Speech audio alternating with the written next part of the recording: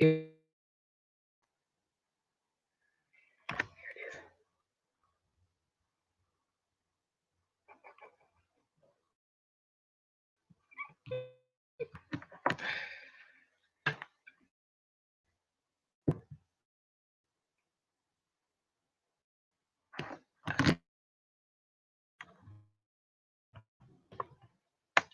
welcome to LLG Random But Real. I am your host, Lisa One Senior Lady Gilliam, here with Dhyana Parker from the Rock Foundation and Ashley B from Mastering Mind Matters. I'm having, again, some technical difficulties. I think what I'm actually going to try to do, if it's too bad, I will log out of here on my phone. Hopefully that won't cut y'all off. I don't know. If it does, y'all that are watching, come right back, okay? So I apologize for that. Hopefully by the summer, this will not be an issue anymore. And by the summer, I mean like July, maybe August. But I get excited about that because I definitely want other people to be excited about their mental health. Excited in the sense that just as we are about our physical health, we get physicals, we're good. I want you to actually do the same thing with your mental health. Make sure that you're okay. It's nothing wrong with going to see a counselor, a therapist, psychologist, et cetera, et cetera, et cetera, just to make sure that you're okay. And whatever it is that they're advising you to do, it's okay for you to do that as well. Really important. Who wants to start? Don, Ashley. We're going to let you start this time, Lisa.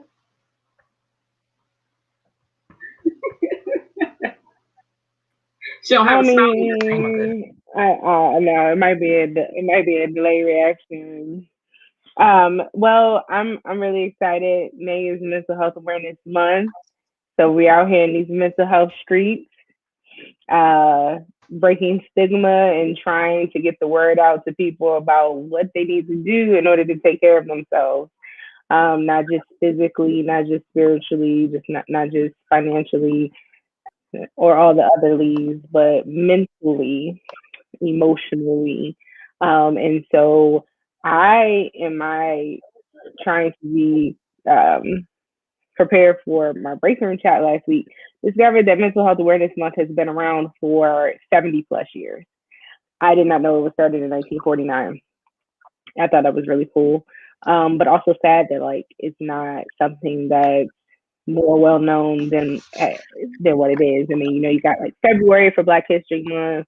You got September for Latin American History Month. June I think is AAPI History Month, Awareness Month. October for Breast Cancer Awareness. So you have all of these other awareness months that are a lot more well known. And here's Mental Health Awareness Month, and people are still like surprised to hear that May is the month we set aside for mental health awareness. So, welcome. It's May. Join us on this journey.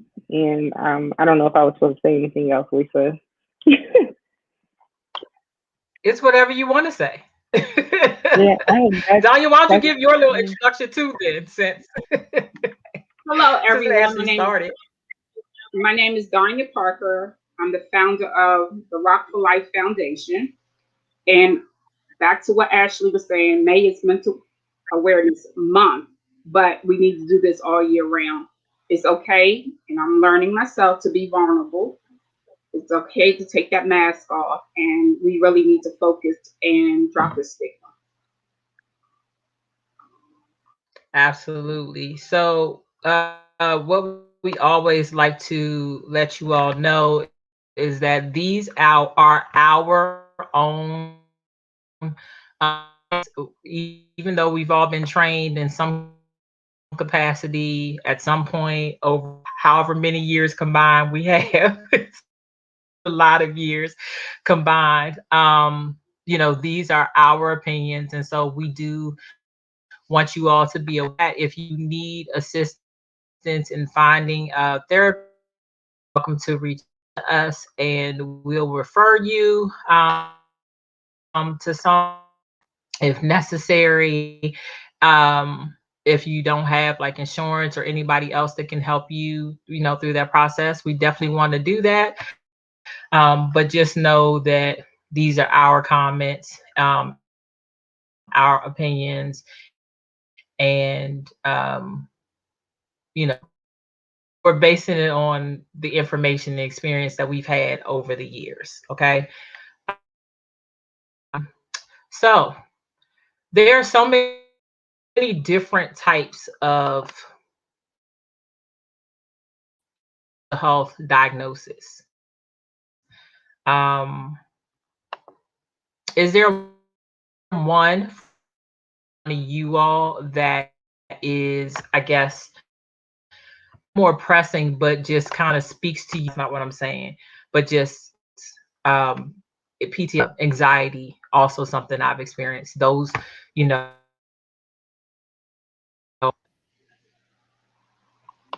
The thing with PTSD, everybody always equated with military. They don't realize that can happen to anybody at any time. Any trauma can cause PTSD with anyone. So you're not immune to it. Depression can happen to anyone at any point in time. That's it. Absolutely. And I definitely agree, Danya. And I think I also want to say this will be a good time to talk about, well, I'm going to say two things. First, it's funny, I just had a conversation with Lisa last night about the stress response that I experience when I go into medical offices, because I've had adverse medical experiences with medical practitioners. And so when I started with a new primary care physician at the beginning of April, and she hadn't even come into the room yet, and I began having an anxiety attack, and my blood pressure shot up through the roof. And they had to like take my blood pressure again to make sure like it was going back down.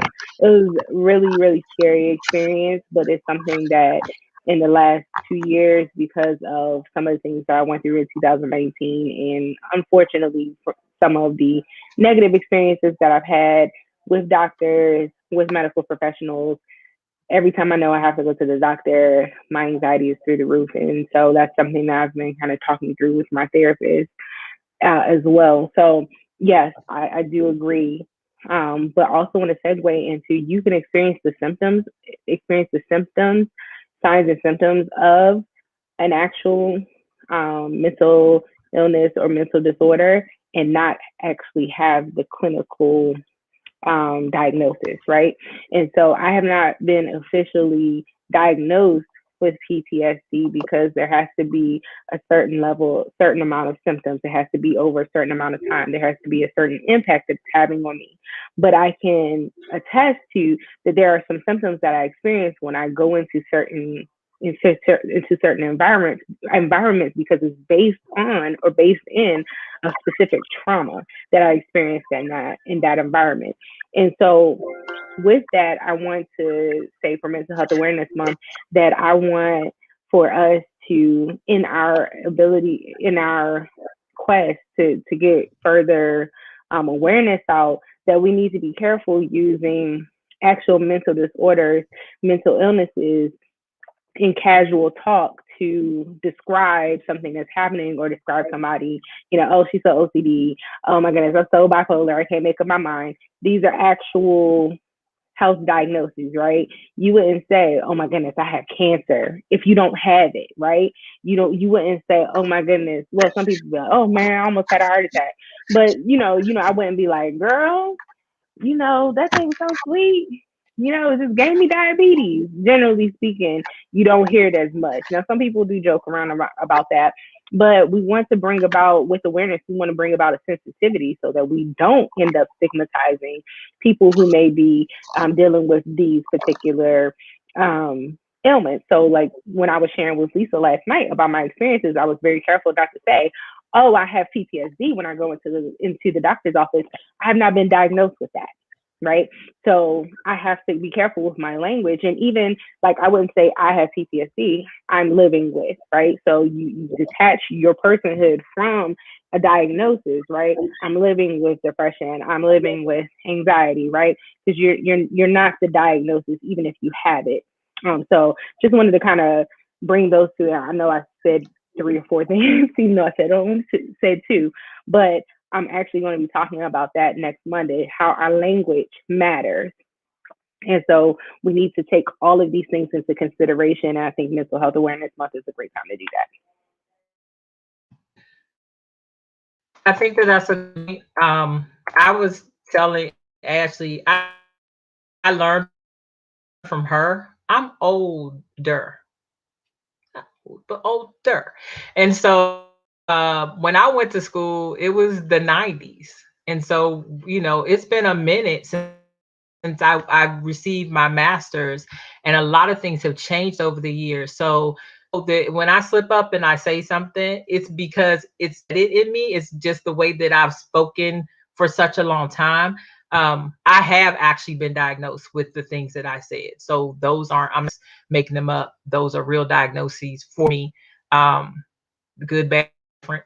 That's who I have become. I'm becoming to understand more of me because of it. And so there will be times, even as a mental health advocate, I have said what I should not say, but I hope that you all hear my heart when I'm speaking about it. But I'm glad that you brought that up, Ashley, because that's true. And so it's hard, though. I will say that having the diagnosis of things and to help other people process or even encouraging them to get that really, really difficult thing to do for me. And so sometimes I'm trying to find that balance, being just continue to walk that. People don't see me when I was preaching, when I'm singing, or just on the stage speaking, being in front of a whole lot of people. They don't see the person who is broken. They don't see the person who received the person that has, had to deal with different mental health issues. And they think that I'm better than what I might be. And sometimes it comes across as such because I've always been that person who can find the strength to do whatever task I've been given. But that does not mean that I'm okay. And I think one of my biggest things when it comes to mental health is that people, one, think that I am okay when I'm not, and that two, they don't care to find out enough information of how whatever I might be doing could be or could not be affecting, either hindering or positively affecting whatever it is that I have to do on a day-to-day basis. Have you all felt that way, or do you want to speak to that at all? It goes back to hiding. Is it delay on my end? It's a delay on Can you all end. hear me, Dhyana and Ashley? Yeah. Yes. So it goes back to hiding behind that mask. I'm very good at it. Sometimes I am down, especially within the last few months. I've been that way. I've been very emotional, which I don't like to be at all. But we hide behind a mask because one, we're afraid of the judgment. And it goes back to that stigma again. So I'm one of those that is good at that. I'm making sure everybody else is okay, and sometimes I'm not okay. And then I really don't reach out to people because sometimes I don't feel that they really care. So I go back into my shell, and that's where I'm at this moment. I appreciate your honesty. Yeah, for sure. I think one of the things about, I'm sorry if you guys can hear my parents in the background.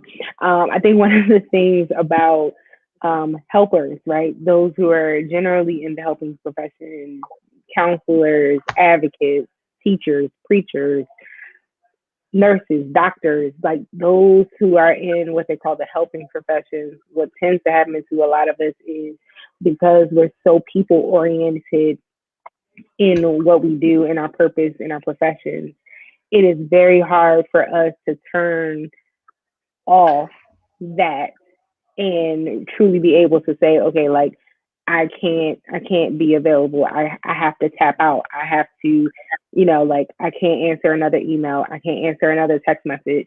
And then it can be especially difficult when you're in the church, right? Because the general practice, the general kind of functioning of church people, especially if you're in leadership or if you're in ministry, right, is to always be available for people.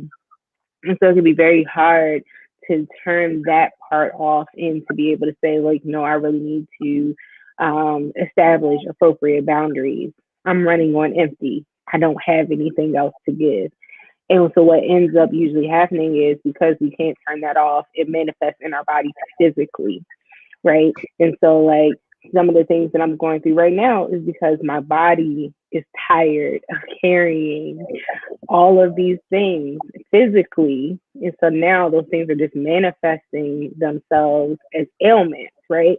That are impacting my functioning, where to the point where it's like, you can't continue to sustain like this, right?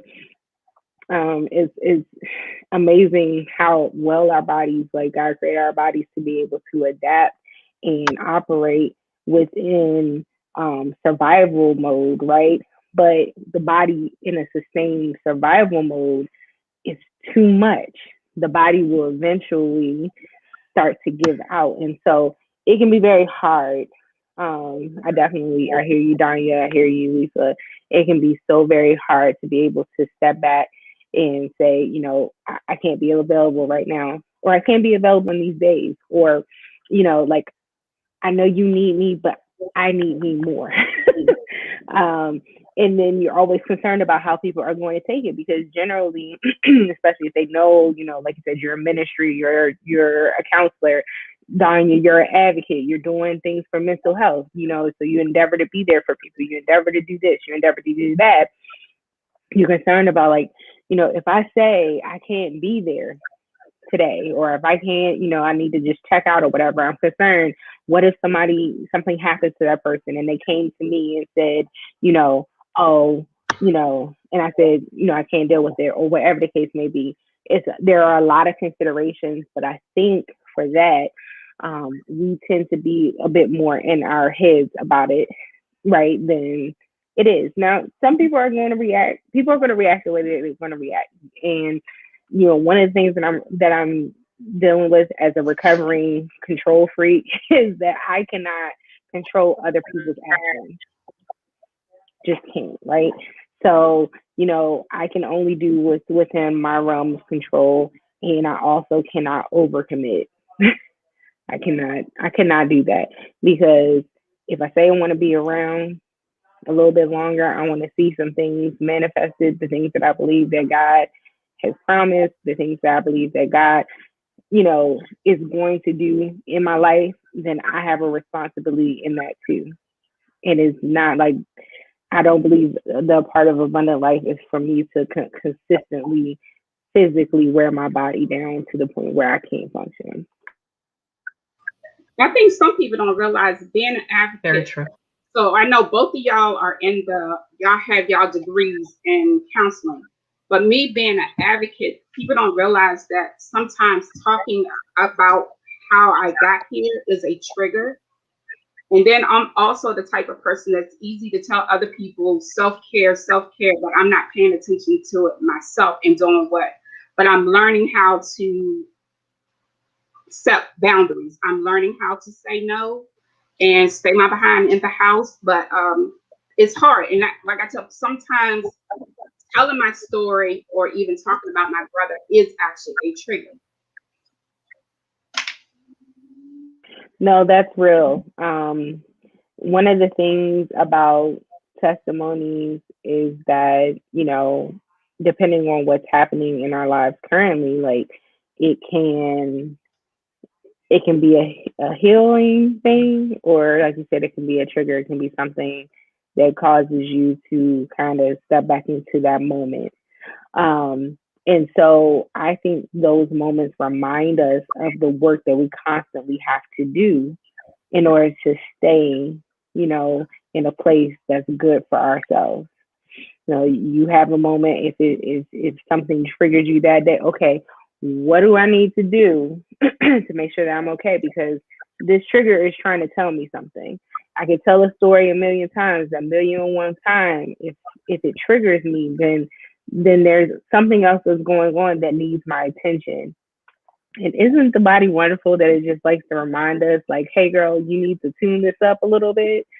Like, it's annoying. Yeah, because I've been emotional, like I say, for the last 3 weeks or something like that, and I really don't know what it is, but I know it's there. I'm emotional, and like I said, I don't like to be in that state of mind, be very emotional, not crying, but extremely emotional. So just to go back, like last Sunday, we were celebrating my grandmother's 95th birthday.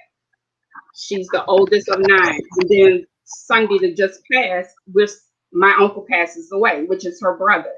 So it's like your emotions are going every different way because him and I were extremely close. So that adds on to another level of emotions. But here again, I need to learn to step back and put myself first. Right. So what I is can't it? hear something like that. Uh-huh. I'm sorry. I can't hear something like that and not ask you. So if you feel like you don't want to answer, don't answer. That's fine. My question is, what are you doing about it? Because if you're not taking care of you first and you continue to try to pour out, and I know you're pouring out. I already know you are like Superwoman. You're doing this, that, and the other. But we have to be examples, and we can't just say it. And if you're not getting help, I'm not saying you are. I'm not assuming anything. Or have you contacted your therapist to tell them about this? Are you bringing this to the forefront? Are you talking to your friends who could possibly help you in the process? You know what I'm saying? If you're not doing those things, then it's not okay. Because eventually, like you just said, Ashley, our bodies will break down. God built us so intricately that He's like, nah, you tired? Okay, so this is going, be the situation because you're going to go down, you're going to rest somewhere. You need to sit down because you need to replenish yourself. He'll allow things to happen sometimes. Even in our own like mindset, we're doing. It's Right. great that we're doing, but we have to feel if you don't have anything, you can't give anything. You can't So feel. are you help Yes, right now? actually, I have contacted my therapist. I've taken a step back from certain things, from some things, but I am focusing on me because here again, just like you said, I can't tell somebody else to do something if I'm not doing it for myself. So I'm not being a true advocate if I'm not advocating for my own self. So I have talked to my therapist, and I'm just taking a step back, a breather, and pretty much. And Superwoman has put her cape down for a second. I'm proud of you, Danya. That's I'm proud. good. That's good. No, I love it.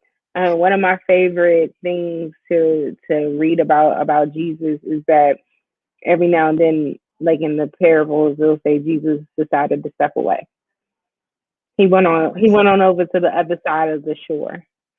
It didn't matter if the crowds followed him. He went, right? He took his disciples sometimes. But Jesus had no problem saying, I need to rest. Like, we've been ministering all day. I got to go. What greater example, right? And I'm not just preaching to you, I'm preaching to me, right? Because, sometimes I'm the energizer bunny. And then I have people in my life, thank God, who will be like, Ashley, you need to sit down. Girl, I know that you have a great work to do. You are not the only person doing the work. Share the load. I Share, just got share the that load. from Natasha Green today. She texted me and asked me, am I sitting down taking time for myself? And she literally got on me today because she said, you're always all over the place. So yes, I am Thank you, doing Natasha. Thank you that. very much. But the funny part is my Can I son just? did I get just on gotta me. share this. Oh, no, go on, go on. No, so my sons, and I see that my oldest son is on here, but both of them are my anchor because they get on me as well. Because it's like, Mommy, you can't do everything for everybody. You need to take a break. And just like you said, your body will shut down because that's when I was diagnosed with depression and PTSD because I wasn't taking care of myself and my body after my brother's death eventually shut down. And that's what it is. Stress will get you. So that made me start paying more attention to it. And Lisa, we're not going to do this today. I don't have my tissue. I can't help it. It's so I got it. I'm not going to say unless the person says I can say, but you were talking about getting away because y'all, I will be 48 on May 18th, and I've gone through so much. And I don't get away. I don't care even if it's a staycation. And so I was blessed with the staycation for my birthday. And I am so thankful because I need it. I need a place to not be where I normally am. And I'm just so grateful. So I know it's small, you know, if I can say it, I will say it. They know how to indicate it or whatever. But I'm very thankful to that individual for blessing me with that because I need that for me. I'm always listening because, especially because I have insomnia. You know, people know they can call me and I'll probably answer the phone like even 3, 4 o'clock. Like I'm the person everybody calls when they somebody else to call. So, um, it sometimes it's just in small conversations, but if we're not willing to open up and tell people, just it wasn't even I don't even know if I said anything, um but I know the person listens. You know, so I'm thankful. Very, very thankful, and that's why I'm crying because I was talking about something I wasn't expecting it, but God blessed with it anyway. And then y'all, today I was in a video right before this, somebody paid it forward. They paid for my, I just got a tea and some munchkins. I was so grateful for them just paying it forward. You know, acts of kindness, all of that does actually help to raise our spirits because I don't know what your day was like. I don't know what your day was like. I don't know what you all are watching, you know, day was like. But the reality, all is is a part of us. So we all deal with some form of mental health situation, issue. It might not be a diagnosis, she was kind of alluding to earlier, but it's a part of your body. Your brain is a part of your body. So you still deal with mental health, whether you have an issue or a diagnosis or not. We have to take care of it. And sometimes that means uplifting somebody else. So I am so grateful, so grateful for those two little things. And I tend to anything that happens on my birthday month because I celebrate all month and beyond. If you can't get me in May, just FYI, I tested to like another blessing because someone thought enough about me because my mom was the one, y'all, who celebrated me. So now I really might cry. And y'all know she's not here anymore. So it's been hard. This is the ugly cry too. To know that you fought to live life because I didn't want to have life. I didn't want to live. So the fact that I got to the point where I want to celebrate life and the person who celebrated my life the most is no longer here to celebrate it, it was hard. So I'm so grateful that God still allows people to like be in my space and my place in my life that care enough about me to pour into me and even strangers. This time, I'm actually gonna get off camera and get a tissue so y'all carry it out because I can't have these tears coming down my face for the rest of the time. So I'll be Ashley and Danya, you all can continue. We got We you, keep it Lisa. real. I can't help it. We really do. Danya, is Kenneth Berry, is that your son? Yes, that's my oldest son. I Yes. was about to say, he's like, I tell her that as well. Like, don't forget me in the amen corner. Don't forget the shout out, mama. And you didn't shout me out because I'll be upset. Yeah, and you know what? If it wasn't for my sons, a lot of stuff that I went through, I tried to hide from them. Mm-hmm. But how can I say? I'm trying not to do the crying part. But they were my anchor. My sons kept me afloat. And Yeah. also my family. Dealing with my brother's death none of us understood what was going on. And it goes back to that stigma of suicide. You think everybody always said that it was a white person's disease, but like I said, I'm here to tell you that it has no color, it has no age at all. Depression has no color. It doesn't care what type of house you live in, what type of car you drive. And like Lisa said, all of us are dealing with something. Is how you deal with it. And it's okay. And I always said it's okay not to be okay, but let's work on being okay. And it's okay to get help. Yeah, I definitely agree. One of the things that I know that I am learning is to say what you need. Who knew that many of us would just struggle with if people can't meet the need? And I think some of that is maybe rooted in a fear of rejection. At least for me, like, oh, if I say I need something and they say no, then where do I go from there? And sometimes the fear of rejection or the fear of the unknown, the fear of just not knowing how people are going to respond is so heavy. And it really prevents us from being able to say, like, hey, like, I know I'm always there for other people, but right now I need someone to be there for me. What? You know Tell what I me mean? about, I'm sorry. I'm sorry. I'm a giver, so I understand that. And Right. I think that's where I'm at right now, is because I'm needing something, but I'm not sure what it is. But I'm at like that emotional stage. So yeah, it's like I said, I'm a giver. I'm always giving. I don't ask for anything, but sometimes I just want somebody to say, "Hey, I'm here for you. It's okay. I got you." And I'm gonna go back to her again because I see she's in here. Latasha Green today. She got me. She really did, because she'll send me messages here and there. She said, "I'm just checking on you." But it feels like sometimes the people that you are the closest to, you think that those are the ones that are always supposed to come to you to make sure you're okay, because you're making sure they're okay. So sometimes it does feel like rejection.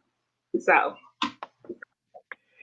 And one of the things that I've also learned is like my expectations of people, it is okay to have expectations of people, but when they don't know your expectations of them and you just have expectations, you are leaving the door open, wide open, for your feelings to be hurt, right? And so generally people who give, right, people who are in the helping professions, whatever, we're generally givers.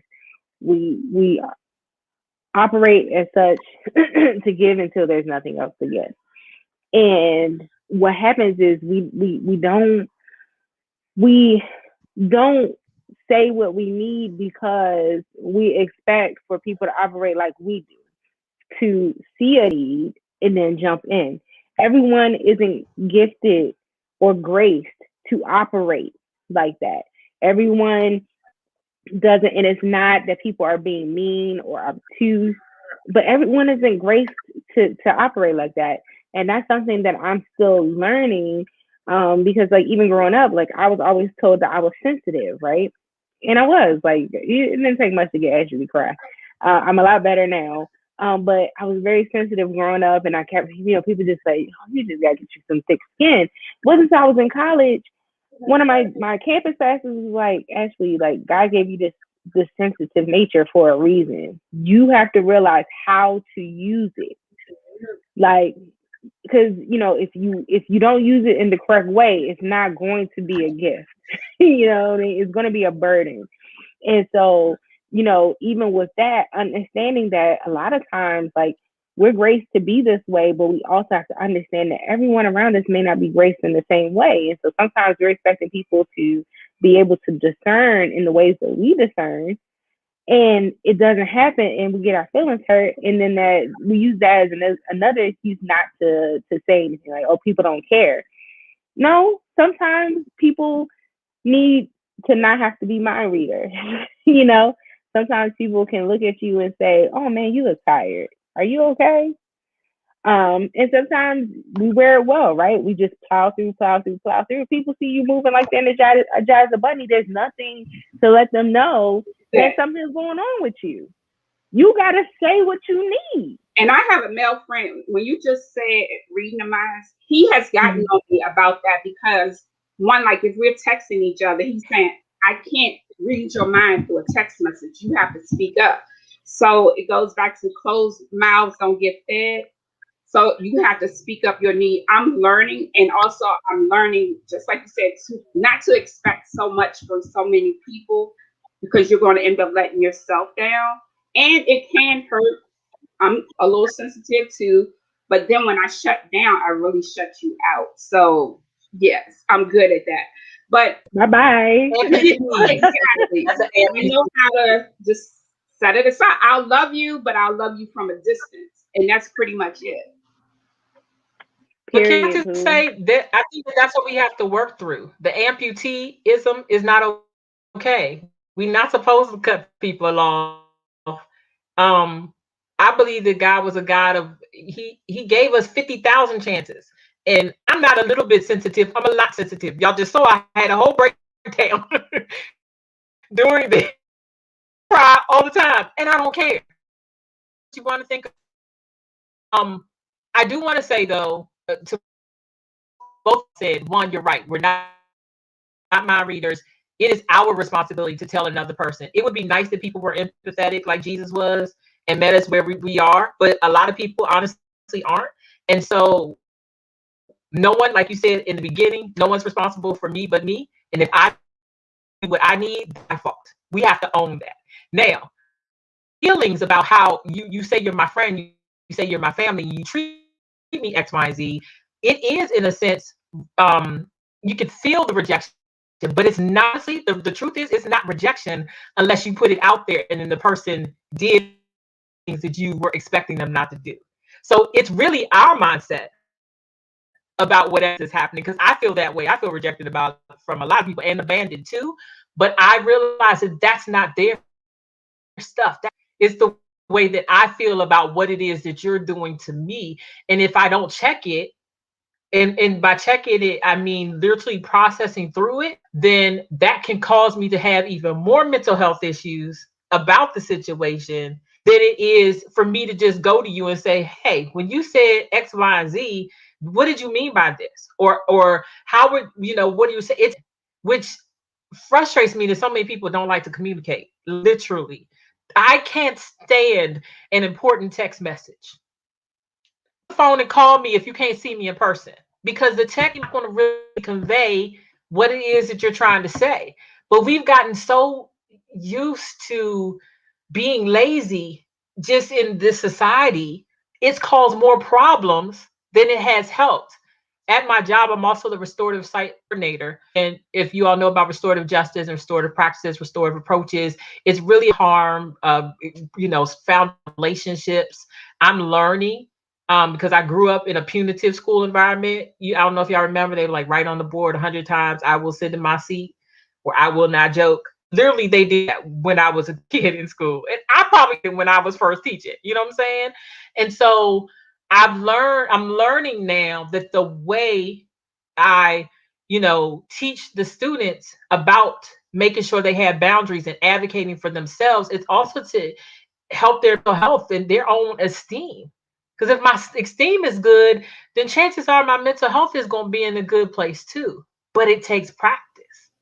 So and we have to be willing to practice those things. Go on. I'm sorry. Go on, But Sasha just posted that, isn't it? Some people it's okay to let go. Yes, because if it's a toxic rape relationship, it's gonna keep going on. It's not helping you at all. So it's okay to let them go. Go back to what I said. Right. Love them. But don't let that be an excuse, though. But see, don't let it be an excuse. Like, you have to be honest. Yeah, and I was that person that will always keep everything in. I've learned how to be a little more vulnerable because me telling my story is me being vulnerable. So I think that's one of the biggest problems. A lot of people it goes back to what we say, the judgment, the reaction, or the rejection, because you don't know how people are going to react to say, hey, this happened to me. When my brother died, when someone asked me how he passed away, and I told them, the look on their face was like, oh my God, like it was disgust. So it got to the point where I almost felt ashamed to say how my brother passed away. But I had to get it in my head. Once I started going to therapy, I'm not ashamed of my brother. That's how you took it. That's your society. That's how you think about it. But that was my brother. That was my loved one. So how you think about it, that's on you. So I think one, we have to be a little more vulnerable, be okay, but also be careful who you open up to. So that's a big thing. And I'm better at that. I don't tell everybody everything, but I do have those that I feel that I can talk to and be comfortable with, open up, say how I feel, and I don't get that judgment. Mm-hmm. Yeah, Absolutely. I agree with everything. Sorry, Lisa. I, as a millennial, I do tend to text a lot. That's because I'm introverted, and like last night we're texting, and I'm texting her a whole book, and I'm just like, I guess I could pick up the phone, but I was just like, I don't. For me, it feels like They want conversation. to. Yeah, like conversations just take it out of me. So I'm just like, it's almost 10 o'clock. Help me, Jesus. And I will lean on the text message, even though like for very serious conversations, I will make sure like that I'm not the break up over text message type. So y'all don't have to judge me for that. Um but what I will say is one thing that I have two friends that I know that can ascertain when I'm kind of like checking out very well. And they have a system of how to check in. For one friend, there's an emoji that we use. It's like the little may the force be with you. I can't do it, y'all. But it's that emoji, and that's our. And she'd be like, that emoji is not in my top use. That means I haven't talked to you in a while. What's up? And she'll literally send that to me, and then I'll be like, oh, feeling overwhelmed. And then my best friend Kim would just be like, "Girl, oh, what? But so what do we need to do?" And so, but that has come from years of them noticing patterns about how I operate, and literally me giving them the permission to call me out when they see me operating that way. And even like mean, if you tuned in before, you know I'm getting married in August. Even like I can't tell you how many times people have fussed at me about not letting people help in this process, like feeling like I have to carry all of it on me, and like, and my matrons of honor are just like, give us something to do, and I'm like, oh, it's nothing to do. I did it all, and they're just like, you're ridiculous. And so, I have people in my life. My father, thank God for Pastor Burton. My father will like lay into me ever so gently when if I haven't, he hasn't heard me talk about going to see my therapist lately. He's like, "What's up? What are we doing? You need to live. I want you to live." Like I'm not, and because trigger warning, I'm about to talk about suicidality because I've had a history with suicidal ideation and even a suicidal attempt. It is important because when I attempted suicide before, no one really knew. No, it was not, they weren't expecting it. So now I have people in my life that are like, yo, we got to check in because when you get to moving and you're doing a bunch, but you're not saying a lot, we know something's going on. And so like if you have those people, and even Lisa, like last night, she was like, yo, like Lisa will text me and ask me how I'm doing. And she'll include something else, and I'll address the other thing. And she was like, "Okay, thank you for the answer, but you didn't answer how I was doing." How She are will you? she will, She she will will skip come it on back, purpose, y'all. I look and at I'll my just be phone like, like, didn't I ask how you were? and she will just be like, "Okay, I asked you if you're okay, or I asked you how you're doing," and I'm like, sometimes it's on accident because I hyper, like I'm a doer, so like I hypersensitive on like if there's an action that she's asking, and then I'll go back to the how are you doing, right? But sometimes it's like, oh, you want to talk about this? I'm gonna skip over, like and that's just me being honest. But like last night, I was able to really talk to her about some things I was really experiencing because I felt like, okay, I could really name some of the things that, like I have a bunch of great things going on in my life and I thank God, but it's stressful. And so, sometimes being there for folks or wishing to express how you need people to be there for you, you don't know how you need them to be there. And so, like, I've had to learn how to come up with some phrases that if I can't express exactly what I need, I just need to say, like, I don't know what I need. I don't know what I need, but I need you to check back in with me in 24 hours.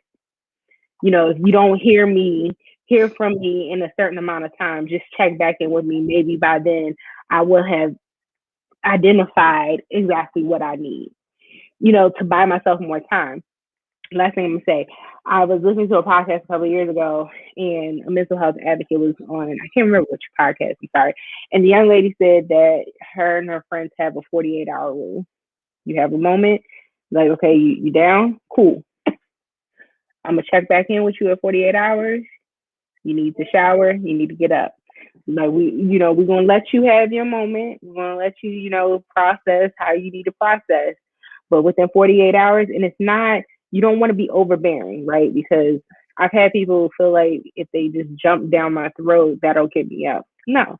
But I know that within 48 hours, that my friends are like, do we need to come by the house? Because I do have a jump out squad kind of. They will like show up and we'll like just sit out there because they know, and you better, if we don't hear from you, like it's going to pop in, right? And so you need people who can support yet challenge. That's what they say in counseling, right? I want to support you, but I'm going to challenge you, right? Because we want you to not feel coerced, because if it doesn't, if the motivation isn't intrinsic, it's probably not going to last too long. But we also want to push you past where you are, even if it's just a little bit.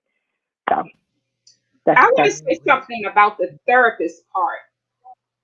It's okay to audition therapists. If you don't feel comfortable with that therapist, it's okay for you to move on to the next one.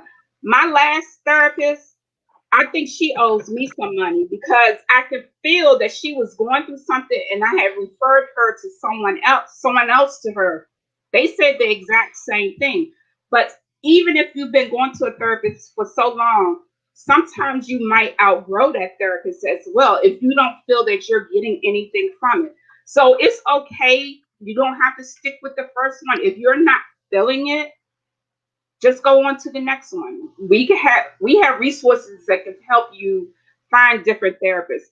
Now, Ashley, I'm gonna go back to you when you was talking about the jump out girlfriends. So no, I have a jump out sons. I wasn't answering the phone or anything. I wasn't feeling well. I had a migraine. I was asleep. Come through my door, my oldest, my youngest, two police officers and two firemen. So yeah. Go ahead. That's what I'm talking about. Make sure your mama's okay. Listen, what's his name? That was actually when I was going through one of my 2008, 9, I can't even count. Those were my worst times. I don't know if they really knew it, but they could sense something wasn't going on. But yeah, coming through my door was all of those people. So can I say how blessed y'all are? Because I don't have that. Like, see, I've talked about this before. I talk to and they talk about their stuff.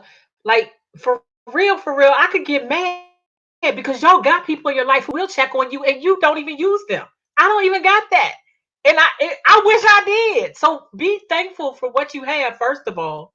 And then also, there's a lot that y'all said. I'm trying to about the that I wanted to talk, but we were talking in the chat. I just want to bring that up. It talked about I asked like how you're supporting your mental health. And it is okay to have a conversation. You just don't want to respond back to yourself. It's okay to go through the practice. I'm gonna call Ashley. I'm using an example. When something happened, I need to tell Ashley I feel about this, and I write it down first if I can't just say it out. Because even though I know the texting, I will still pick up the phone, and we will eventually. It might be a delay, but I also know that I know her, and I know that she does not always want to talk. And you're right, millennials, y'all do text. I'm not a millennial. I'm almost 50. I need to hear out, So but I sorry, have those Lisa. moments where I'm drunk and I don't want to talk. So it's all good. But I wanted to make sure that you knew that I heard what you were saying, even in text, that I wasn't pushing you perspective. You know what I'm saying? And you can tell me if you said you understood. I hope you felt supported Oh no, no, even no. in the That's what I'm text. saying. No, And if you no, it's didn't, there's some stuff that fine. I got to work on. No. Your approach was fine. It was just But I fine. think Okay. that's what works so good Okay. with all three of us, because we kind of like understand where we're coming from. Because sometimes I don't feel like talking, so I think that helps even us out, because some of the similarities, some of the things that we've gone through. And another thing, I'm very, very bad at, I'm gonna tell you, I'm gonna call you back, and I don't. So that's another thing. And Lisa said that in our last call. If you tell Y'all see, I'm the somebody, one that calls people back. Like they don't. It'll be so like it's they. like, But that's what I was gonna say. Can I just say this real quick, Danya? uh-huh, The importance of that is that when you've had someone like myself who wanted to commit suicide, right? And you say you're going to do something, you don't do that. Sometimes that's even worse. That's right, worse yeah, rejection. That's why you don't ever want to tell somebody you're going to check on them and you don't follow through. No, they're not your exactly. responsibility, but just be a man or woman of your word. It really could be for death for that person. And so I do get upset. And if you know me, and some of y'all probably watching, know I get upset when you say you're going to call me back and you don't call me back. It might have been because I was in that state, because I won't pick up the phone and call everybody about my stuff. Yeah, If you get to that place in my life, in my space where I feel it's okay for me to even dump this stuff on you, and you don't even tell me that too much or whatever, and I call you and you're not available, then it hurts me worse than it did just being by myself having to deal with it. So just keep that in mind. That's not for everybody, but advocates will tell you, even counselor therapists, they will tell you, if you promise or you're telling somebody you're going to call them back, especially someone you know who has had any type of specifically suicidal thoughts or right, ideation, or just or depressed, or something that could lead to that, please do what you say, or just don't say it. right, Just exactly. don't say it. And then It's also really that simple. check on your strong friends, the friend that you always think has everything going on and that's comfortable, that's not having problems. And I'm gonna go back because that's me. I keep everything in. I keep a lot, but I'm getting better. But I'm that person that's considered the strong friend. I listen to everybody else's stuff, but I don't feel that everybody is comfortable with listening to me. So I'm learning to open up. And actually, a friend of mine, a male friend, he has helped me a lot because I judged him on certain ways, thinking, okay, he's not going to listen to me, he's not going to judge me. But the conversations I have with him, he doesn't judge anything that I say or do. So it's good. It helps a lot. And went back, just open up, just be vulnerable. It's okay, but also be careful of who you open up to. So Yeah. So yeah, we're going to announce something, but I wanted to, before we announce, I'm so excited about that. But before we announce, I wanted each of us to leave like one little tidbit tip, and also your contact information. Ashley, make sure you tell us about your Monday. Is it called break room? So what it's called? So that we can support that. I know, Danya, you got probably like 50,000 things going on. I can't keep up. I find out, y'all, they my friends, and I find out on social media when it happens. So Danya, yeah. Can you tell us your final health tip for Mental Health Awareness Month? What you either want people to do, what you are doing for you, actually what you want people to do, what you're doing for yourself, and then your contact info. Okay, so I'm gonna go back to something I said earlier today, which is one of my favorite slogans. It's okay not to be okay, but let's work on being okay. Get the help that you need. If you need to journal, I'm learning to journal. I would never thought that I would do that. So I write. I got so many journals around here, it's not even funny. Be comfortable with opening up to the right people. I'm learning that too. It's all a process. It's a journey. You're going to also learn yourself in the process. So that is one of the things. So you can reach me. I keep saying so. The Rock for Life Foundation. I'm on Facebook, Instagram. Yeah, and Danya Parker, which is my name on Facebook. So, and we do have like 20 different things coming up, but we're gonna leave that alone. Oh my goodness. Thanks, Danya. I think my biggest takeaway that I would like for people to know is to, say what you need. People aren't readers, and it's important to just keep that in mind, but also keep in mind people are dealing with their own stuff too. So sometimes it's not a slight. Sometimes it's, I'm over here dealing with it, and I may not be able to communicate that. What am I doing? I am trying to utilize all my tools that I have to be in a better place, to drink my water, and to get rest at night, or at least get sleep. I don't know how restful it is, but we get sleep. You can find me at Mastering Mind Matters on Facebook and Instagram. My name is Ashley Burton, but not for long. And you can visit my website, www.masteringmindmattersnow.org. And that's all I got. Awesome. And then again, y'all, I'm Lisa, One Singing Lady Gilliam. So if you didn't know, I sing and and I speak as well. And you can follow me solo to One Singing Lady, or just my website. You can download music and purchase music and there. And I'm so excited that the Stigma Breakers Collective now has merchandise. Yay! We have hats, mug, t-shirts. It's a hoodie as well, and Danya's going to get her store together soon. That's our picture. Hold on, I don't know if I can whatchamacall you, Ashley. Wait a second. Mark it so that it will be. We can see. I can actually see it good. Let's see. Breaker, are you? And so we really want you all.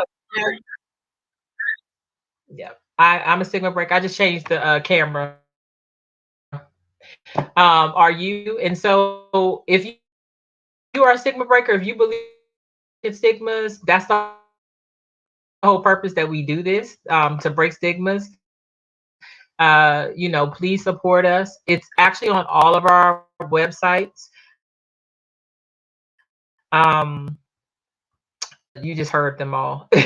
So, well, Danya's is coming. Her store is coming, but it's already on Ashley's and it's already on mine. We also have I was trying to think of what those things. Oh, the baseball caps as well. And like I said, the mugs. And so I was going to try to see, y'all know when you have Wi-Fi issues, it's hard to switch through things. So we'll see. I don't know. Let's see. Hold on one second. Let's see if it'll work. And if it does, great. If it doesn't, then just go to our website and you can check it out. Nope, I don't want that. All right, it's not letting me do what I want to do. So www.lisalgilliam.com, uh, www.masteringmindmattersnow.org, and Danya gets hers on there. We will let you know so you can go to hers as well. You can support any and all of us. And then the other thing is we are having a mental health and ministry forum, which I'm also excited about.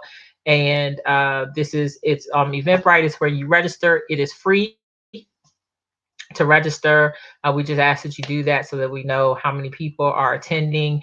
If you are a pastor, a minister, if you're a person who just wants to know more about breaking stigmas, if you're a community leader or a church leader or a therapist, any type of therapist, psychologist, counselor, psychiatrist, if you know somebody that's in any of those roles, please invite them to this. The only way we're really going to actively break stigmas is by having discussions, so that we can see what's going on in each other's minds, so that we're prepared, especially pandemic, so many changes, so many things have happened. So please go to mentalhealth and ministry 2021.eventbrite.com, so that you can participate in that. I'm telling y'all, y'all don't listen. We have been working hard trying to get this thing together. I promise you. I promise you. Thank you, Ashley, for putting that on message. I do have one more thing. Tracy said nice about the shirt. Thanks, Tracy. The website as well, Tasha. LisaLGilliam.com, therockford.org. Yes, Donna. Yeah, I do have one thing to say. As adults, we're sitting here talking about our emotions, our feelings. Everybody know I'm big on the youth as well. A lot of kids are dealing with something, and as parents, we say, "Oh, they just need attention, this, that, and other." If you don't understand what's going on with your body as an adult, can you only imagine what a child is going through? Don't be afraid to have that conversation. And that's the main thing. Have the conversation. Open up. Talk to your kids. Stop putting them in front of the computers and stuff like that. Have a conversation, especially with the kids that are going away to college. Really sit down and have a conversation. Tell them it's okay. Make them comfortable enough to come to you. We are losing so many kids to suicide, and I think the youngest was 8 years old. Have the freaking conversation. That's all I say. It doesn't matter if you're talking about mental health or suicide, is not going to put the thought in their mind. You just want to see where they are and let them know that you are there for them. Absolutely. So we thank you all for joining. I hope that you learned and was able to move past my crying, and that you all were blessed by, today's conversation. I do just want to put a caveat out for those of y'all, whether you're my friend or not. It's always easier for me to speak to people. Well, I should say that's not true. It's easier when you're talking about something that other people know, and that other people are there to support you. So next month, the first Wednesday in June, the Stigma Breakers Collective is going to be talking about abuse, date rape, molestation, all that I've experienced. Danya and Ashley are going to be actually, most part, having the conversation with me. So I don't know what they're going to ask. I never know what they're going to ask. It might be some more tears because I don't talk about this in depth all the time. But if you know anybody who's ever gone through those experiences, I've learned how relationships, not significant relationships, but also family relationships. There are a lot of different things that happen to you when those things happen to you. And I want to be able to bring some clarity with, or to other people who might have experienced things. And so I trust these people to, not come at me too hard, that I'll be able to get through it. The whole point is it does affect your mental health. And I'm hoping that you all will learn something. Conversation. It takes a lot to be this vulnerable. share our truth. But if me sharing my, any of you that are watching or any of you that are going to like, share, and subscribe broadcast, then it's worth it. It's not easy, but it's definitely. I thank you all for watching. Ashley, Danya, as always, I thank you all for being honest with all of us. You know, it's a blessing to be able to do this work with you all and learn from you all as well. I just want to say, Pam said, ladies, for this invite. Thank you, Pam. I hope that you come and join us next week. Y'all tell somebody about this.